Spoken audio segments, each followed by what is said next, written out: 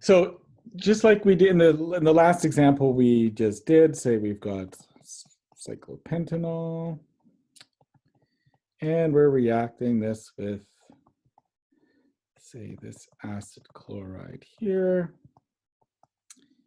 And we need a base to remove to act as basically as a proton scavenger. And we've been using triethylamine for the last couple of examples. So let's use pyridine just because, just to mix it up.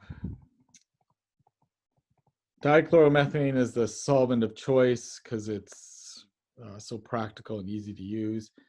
And our product is going to be this. 1, 2, 3, 4, 5.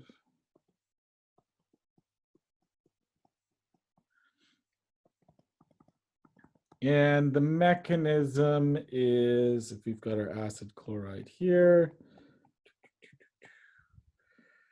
the lone pairs will come in and attack. These electrons will move up onto the electronegative atom. So we're breaking the pi bond first. This makes a tetrahedral intermediate.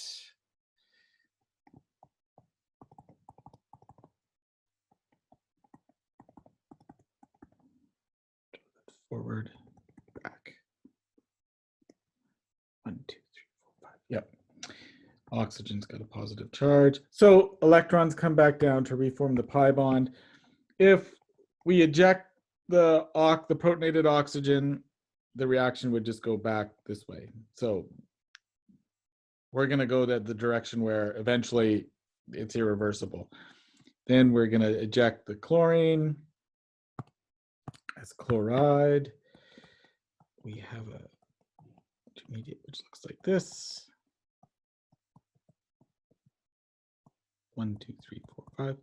Chloride minus.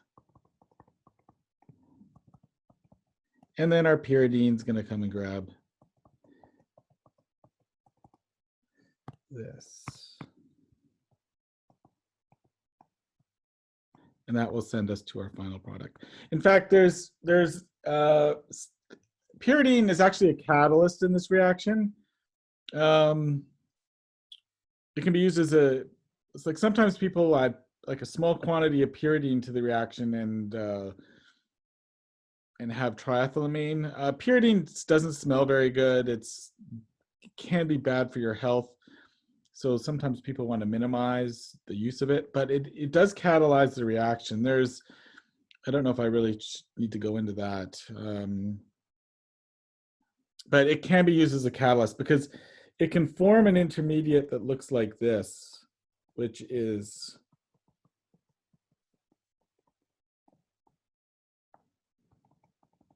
more reactive than the acid chloride.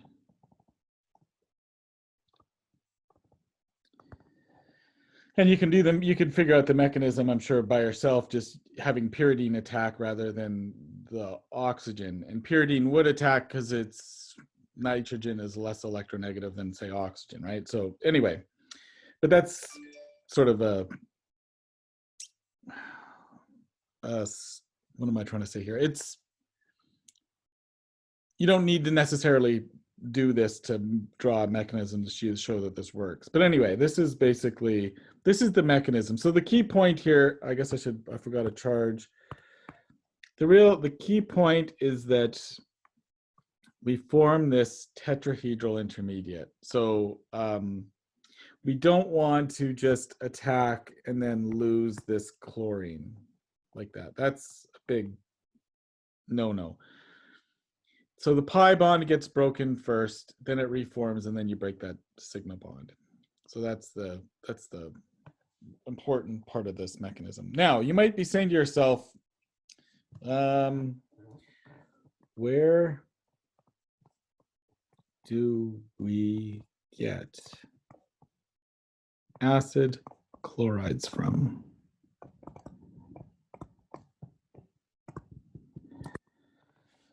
And the interesting thing is that you can make an acid chloride from a carboxylic acid.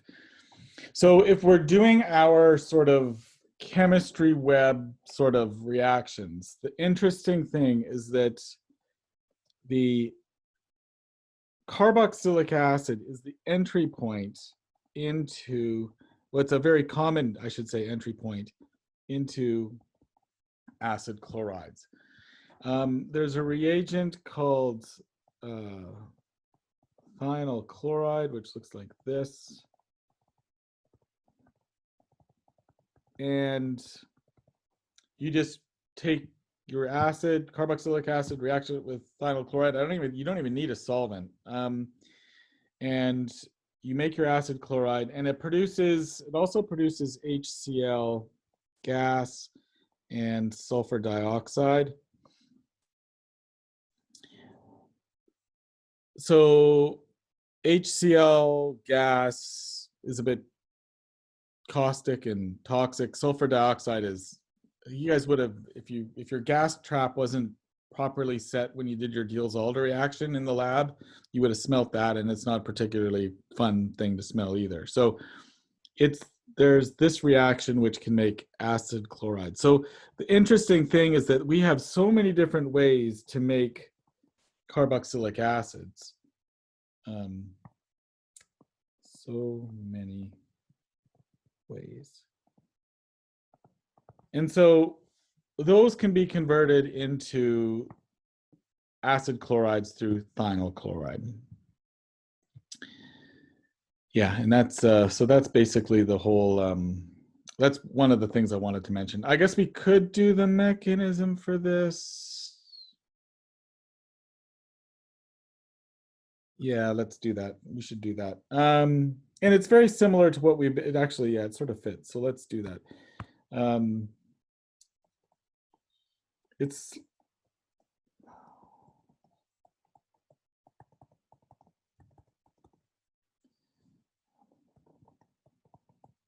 the interesting thing about thionyl chloride is that it is a really strong electrophile. It's got sulfur flanked by 2 chlorines plus oxygen, which makes that sulfur super electropositive. And so if we have, say, oxygen attack, I'm gonna do what I did before. I'm gonna break that sigma bond. And although, yeah, let's do that.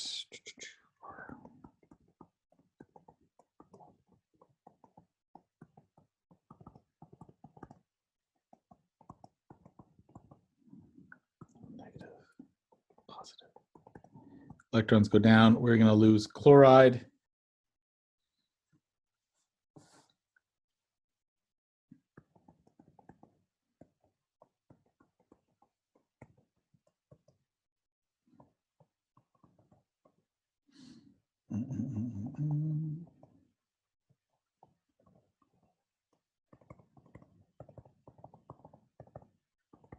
Now, some textbooks just have the chlorine come and remove the proton here.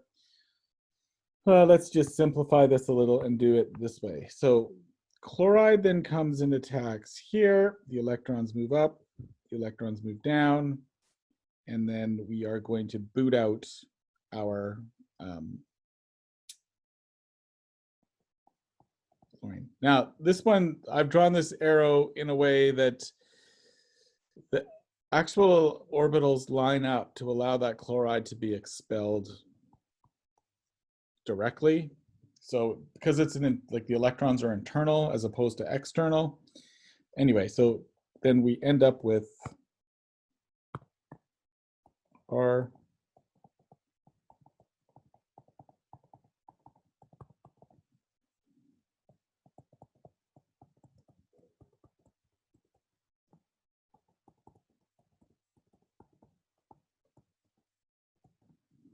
and that's basically it. So this step here is a nucleophilic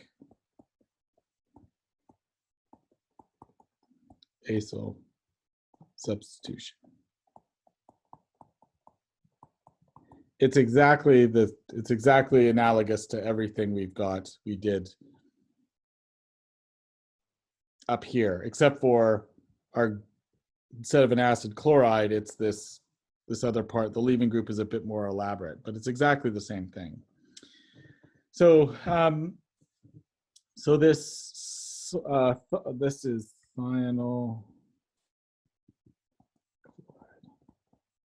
Once, like a long time ago, when we were in the lab, we used to make DEET, the insect remover, or the insect repellent, through this reaction between the carboxylic acid, thionyl chloride, and then once we made our acid chloride, we basically threw an amine in there. The only problem is that sometimes when the gas traps weren't working properly, people's eyes were crying, like watering, and people were choking to death and that sort of stuff. So we stopped doing that.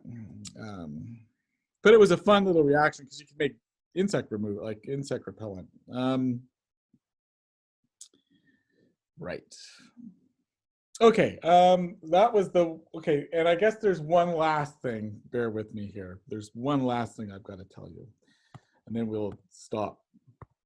And this is another nucleophilic acyl substitution reaction, so it's the same thing. And this is kind of important for what you did in the lab. This was the Fischer Esterification.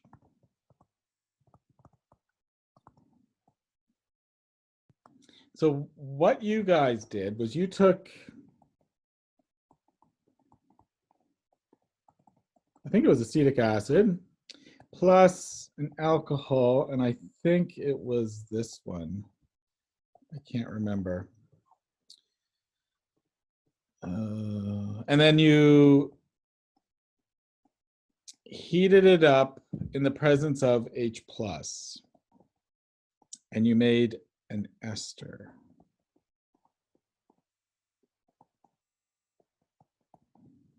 Plus water. And this ester was, okay, good. And this ester smelt really nice. It smelt like bananas. Right, now, so the Fischer esterification is a nucleophilic acyl substitution reaction. The main difference is that instead of an acid chloride, you're using a carboxylic acid. And it's relying on the fact that we are going to activate that carboxylic acid with acid. The other important thing is that this is an equilibrium process because you heated this up, right? Remember, you heated this up, so you reflux this. So to make this work, you need something that will drive the reaction in one direction. So you need to drive the reaction using Le Chatelier's principle in one direction. So the most common way of doing this is using either one of the two starting materials, either the acetic acid or the alcohol, as the solvent. So for example, if you use the alcohol as the solvent, you've got the left-hand side, it's going to push the reaction in this direction.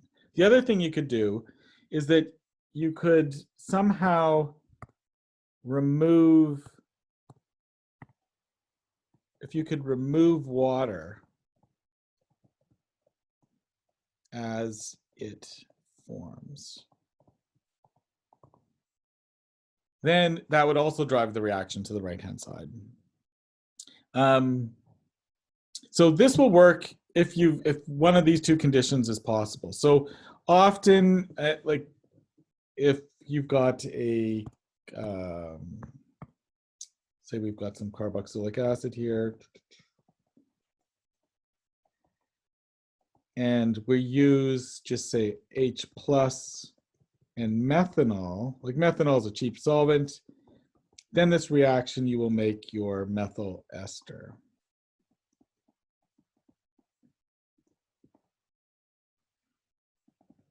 So methanol is a cheap solvent, and this reaction would work fine. The other thing is that if your compound's sensitive to acid, then it's not going to work either.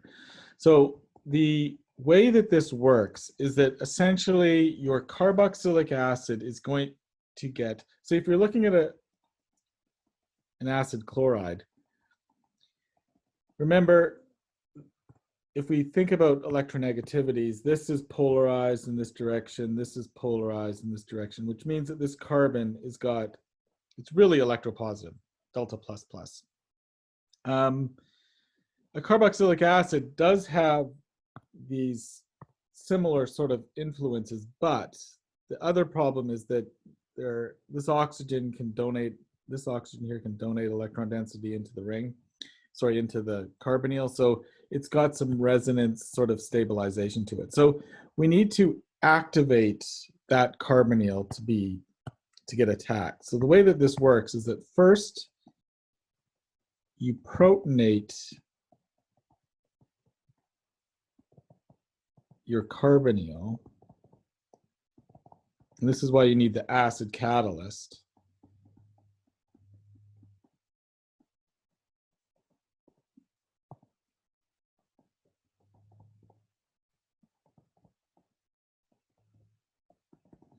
And now you've got, now this carbonyl is more electrophilic. We can draw a resonance structure like this. Resonance.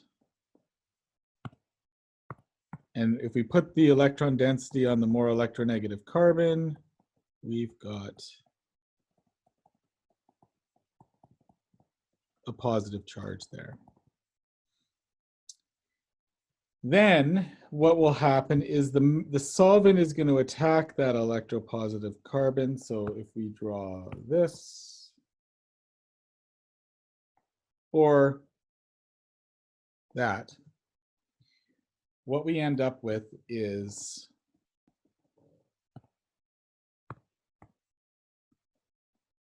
wouldn't you know it, a tetrahedral intermediate.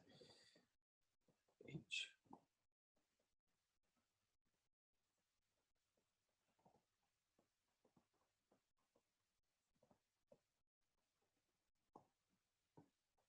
Positive.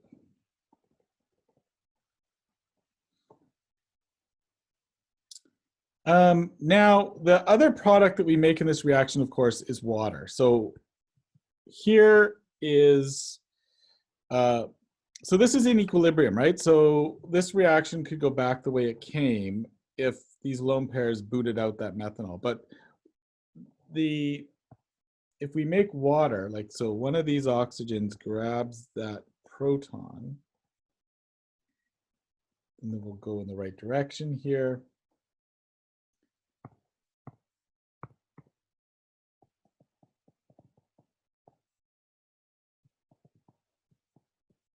We generate water, which of course is a wonderful leaving group. We've got OMe, OH. And from this place, we can boot out that water.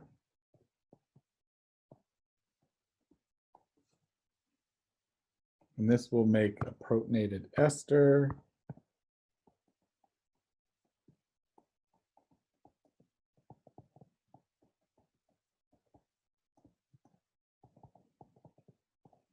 And water can grab that proton. Or the solvent can. You could use, the methanol could too. And this gives us our final product, which is the ester.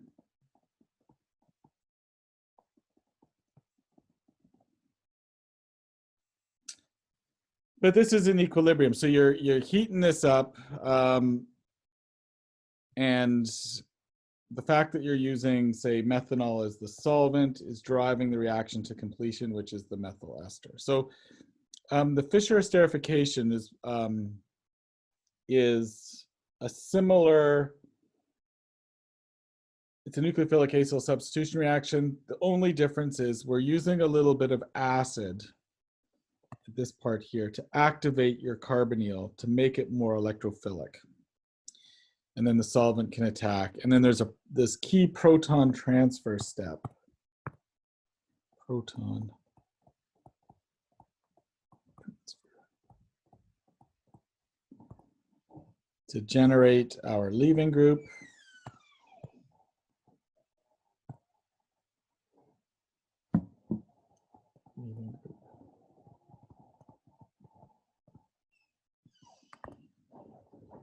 And yeah, then we get our ester. So yeah, that's the other nucleophilic acyl substitution reaction that we did. The reaction is actually reversible. Like, so if you have an ester and you throw in water and acid, this is reversible.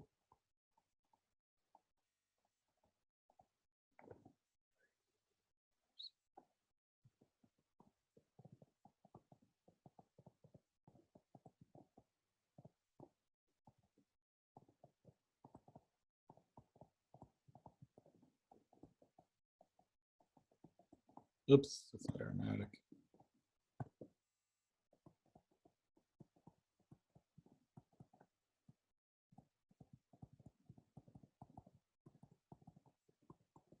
It's the exact same mechanism except for done in reverse. And because you've got water as your solvent, then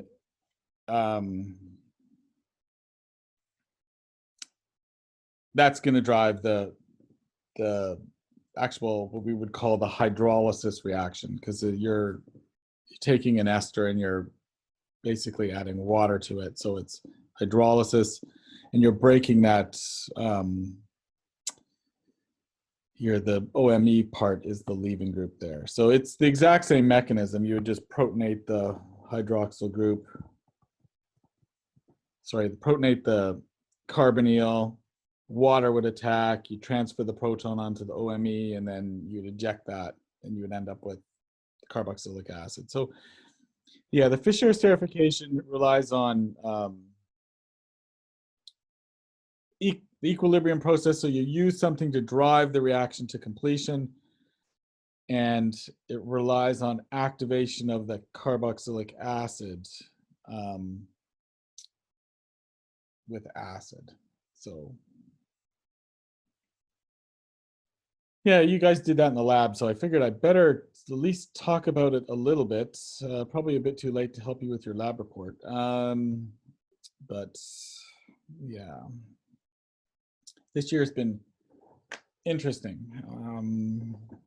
So I think that was basically all I wanted to talk about today. I'm going to draw this mechanism out just so I'm open to any questions you might have as to what's going to happen next and that type of thing.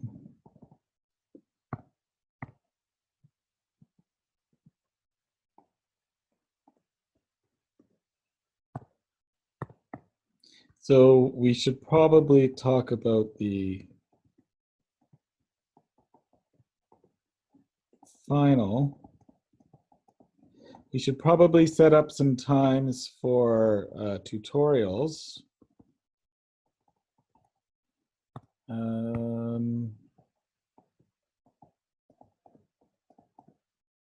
So that was the proton transfer. Oops, wrong place. Bad.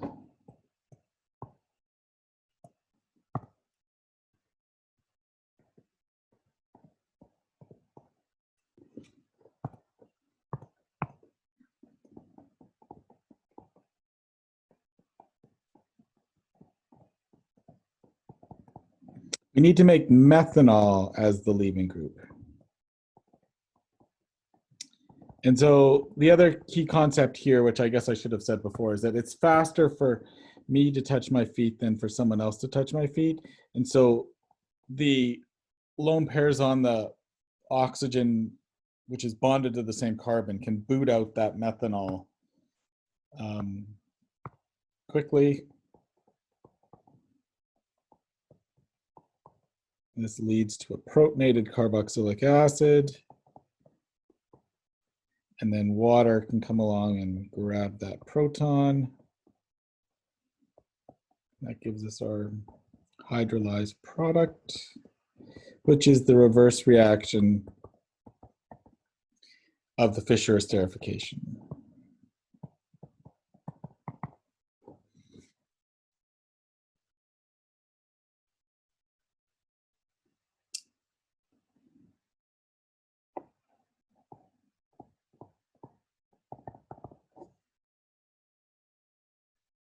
And so because water is the solvent, it's the, if you come back to this molecule over here, even if water was to attack that, it's gonna break down to be the carboxylic acid in the end anyway. So this process is driven by the equilibrium. So that's all that. Okay, let's talk about final.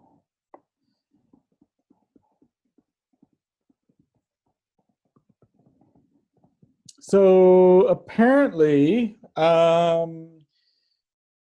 final is like pretty much on the very last day of exams, I think, because it's on April.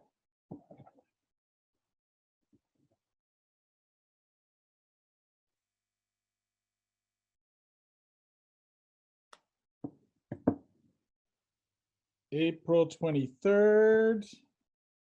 Yes, April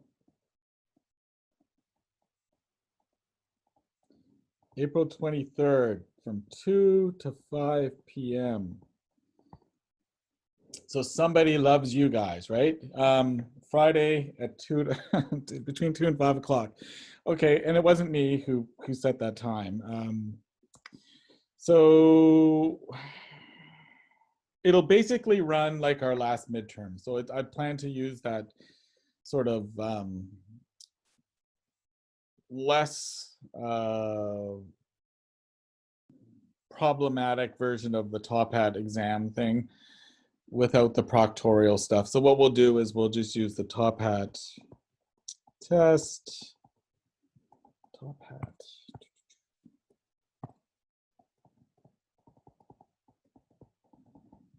Plus Zoom. So that's what we'll do. Yeah, there was no bugs the last time we did the test, so that's better than the other one we did. So we'll do exactly the same as last time. So this means that I'll give you like a periodic table. Periodic table. And of course you can use scrap paper to do stuff, so don't worry about that, scrap paper.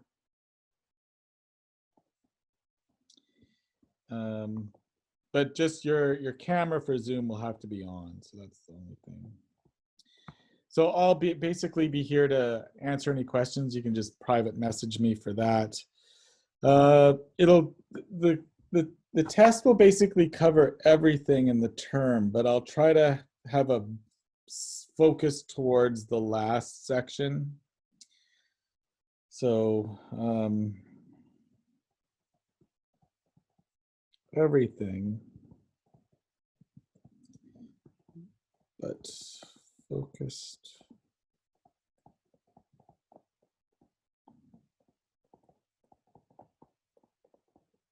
So the last section since our last midterm. So what was that? Aromaticity, the Diels-Alder sort of stuff. So the conjugated dienes, the electrophilic aromatic substitution reactions, and this last little bit on nucleophilic acyl substitution.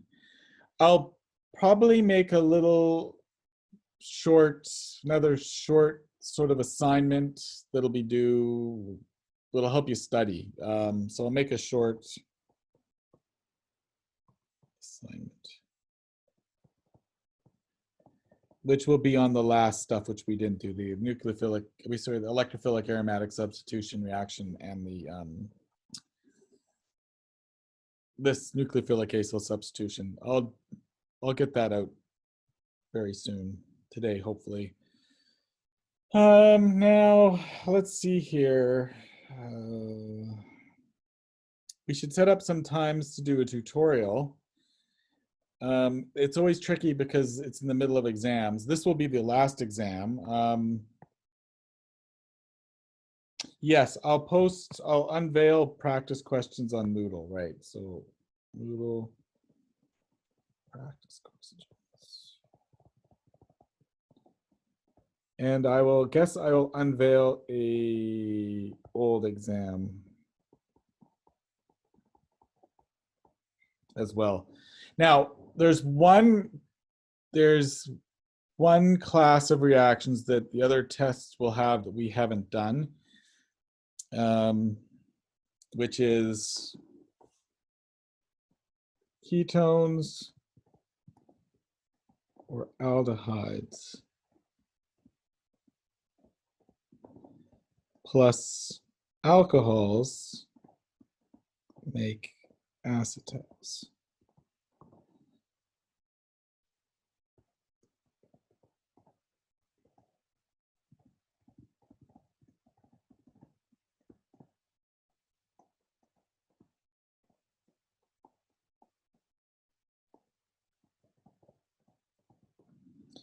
Acid catalyst. We haven't done that. And this is an equilibrium process, much like the Fischer esterification. So you use methanol as a solvent, and you form your acetal. So an acetal is carbon, oxygen, carbon, oxygen, carbon. Yeah, we didn't get a chance to do that, but hopefully it's not the end of the world. I don't think it is. So I wouldn't worry about that. But if you see something like that on an old test, we haven't really covered it. The mechanism is actually very similar to what we've done up here today, but that's okay. So practice, so tutorials. I was thinking that we could do one on the Thursday evening, which would be the day before.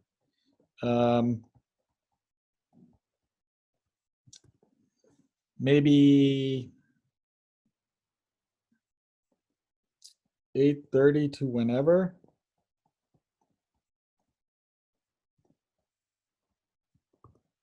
Let's be the 22nd.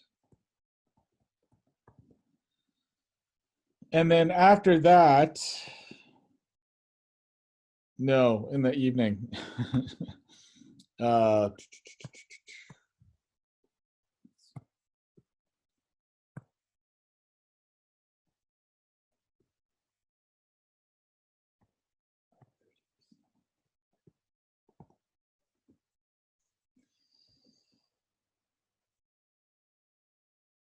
Because I find that most people usually study in the evening.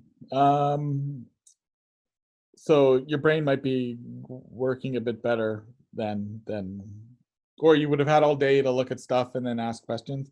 So that's one of the times I'm thinking.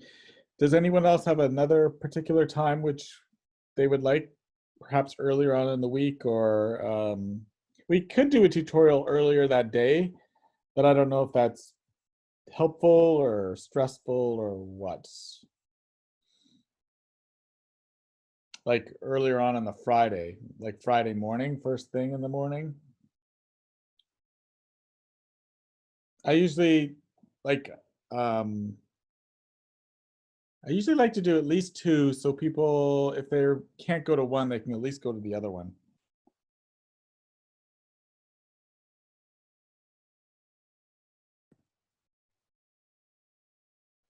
So we'll do this one for sure.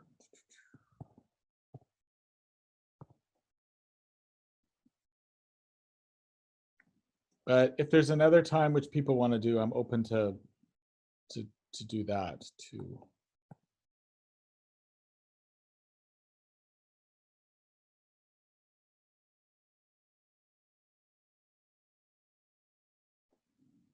Okay, there's been a suggestion of a bit earlier on in the week.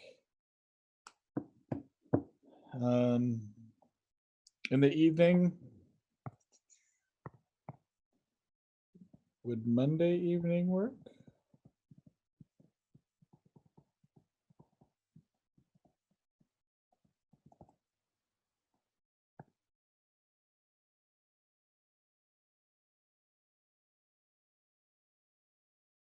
Okay, so we'll do that too then. Monday evening at 8:30 p.m. as well.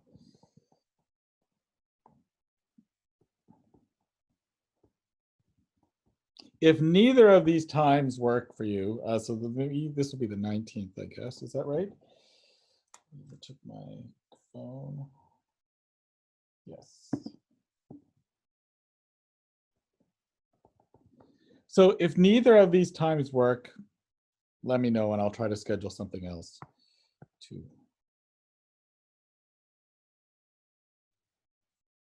Could there be a morning one? Okay, which day in the morning is the best?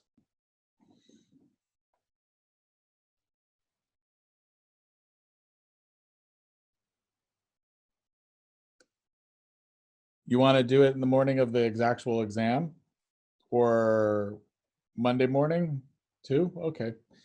All right, we'll do earlier on in the week. Okay, Monday morning, Monday.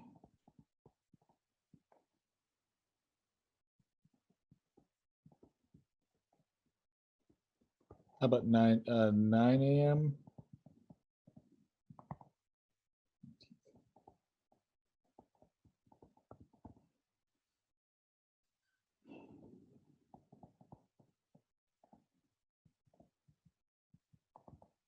So basically, come in and ask whatever questions you have. We'll go over stuff, and it'll basically last as long as there's questions. I'm happy to do that. I don't have an exam on Monday, so I can basically stay for most of the day. Not that it will take that long, but so if neither of the evening sections work, and if you have any questions between now and then, just send me an email and we'll sort stuff out.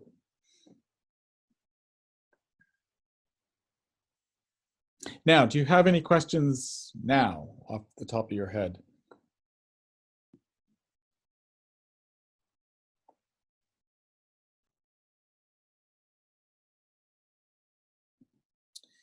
Okay, so there was a question about on the assignment about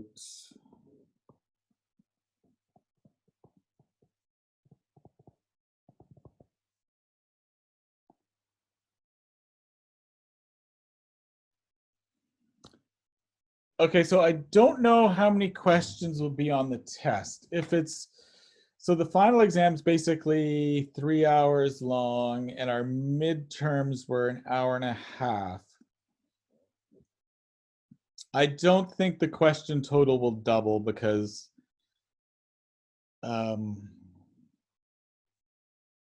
yeah, I don't think the question total will necessarily double unless I might have some rapid fire click on target answer questions, which have just got one part to them. So I could probably load up the test with a bunch of those, which would be quick to do. But even if I was to do that, so I don't have an answer for how many questions it'll be. There should be plenty of time to finish though in 3 hours. Even when I had the paper tests, some people were out of there after an hour and 20 minutes or so. So yeah, I don't have a good answer for that one. Okay, on the assignment, there was a question about the reactivity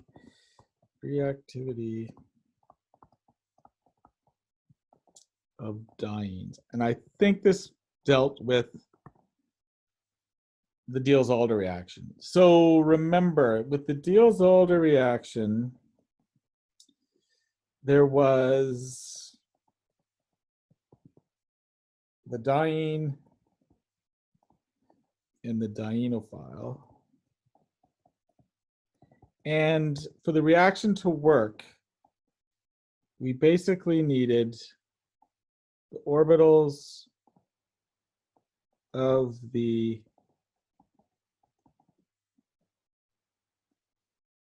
couple of things had to happen actually. The orbitals had to have the correct symmetry.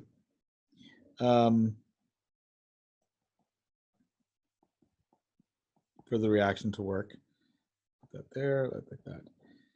So the phases had to be correct for the reaction to work. The other thing was, though, is that the carbon atoms had to be close enough to one another to actually overlap. So if we had a system like this,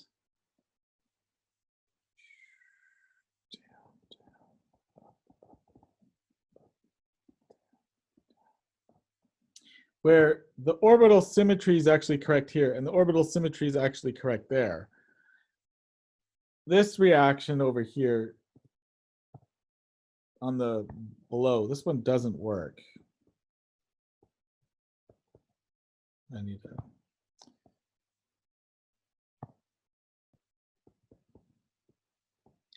Because the two orbitals are too far apart. Too far apart. So with the various dienes that we've got, there's actually two forms that they could be in. There's this form, or they could rotate so that they would be in this form. So if we rotate through this bond, it'll go to there, or it can go back. So the dienes, remember, the way I've drawn them here is that you'll notice how beautiful all of these p orbitals line up. They're all perpendicular, like they're all they're all perfectly aligned. They're not, but to go from one to the other, like to transform between the two, there would be a stage where, I'll draw it like this. If we rotate through that bond, on our way to where they're going, where they're not lined up. So this is going to be this as it's rotating. So if we take this and we're trying to turn it up to get to over here,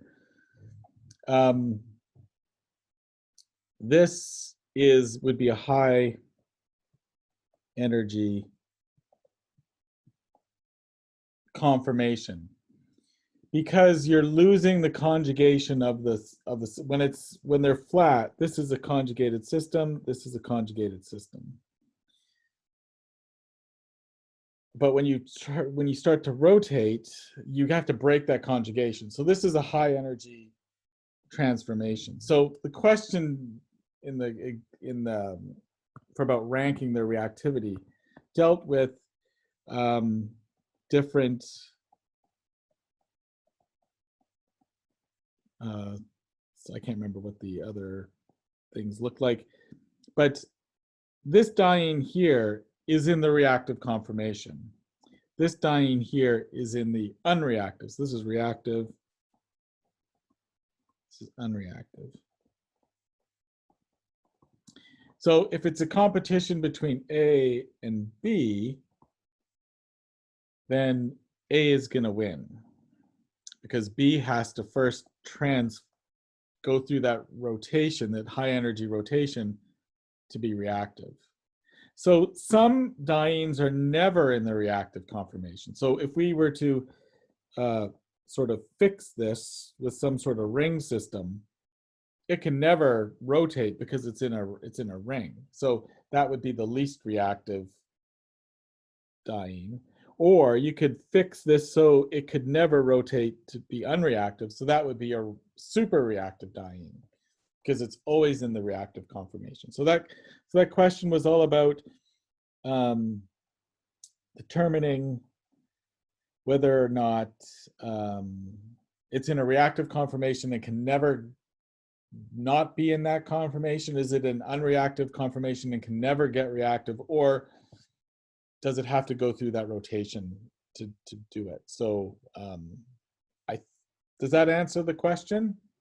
That's how basically you would do the analysis for it.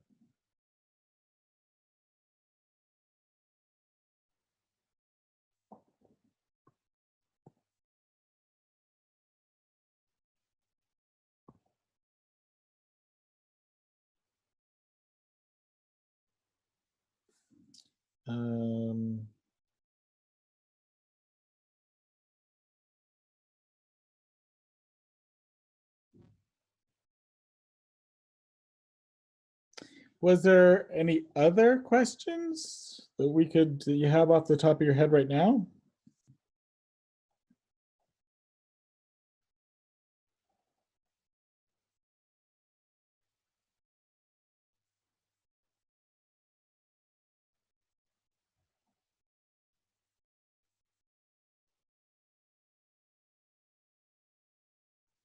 Okay, well, if not, what I'll do is I'll, once class is over, I'll go on to Moodle and I'll basically put up some more practice questions for the various things. I'll see if I can find a nice old exam that you can look at that will be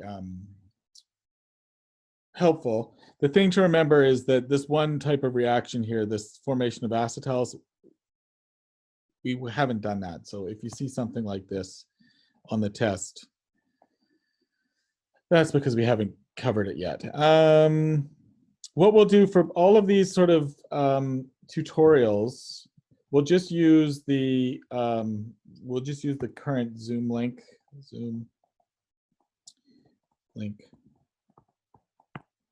And if you have any questions in the meantime, just send me an email, fire me off an email. What day do the exams actually start?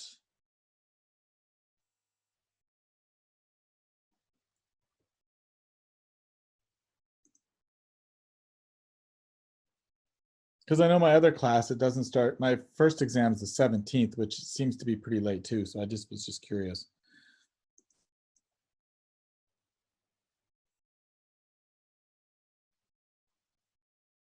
$14th, okay.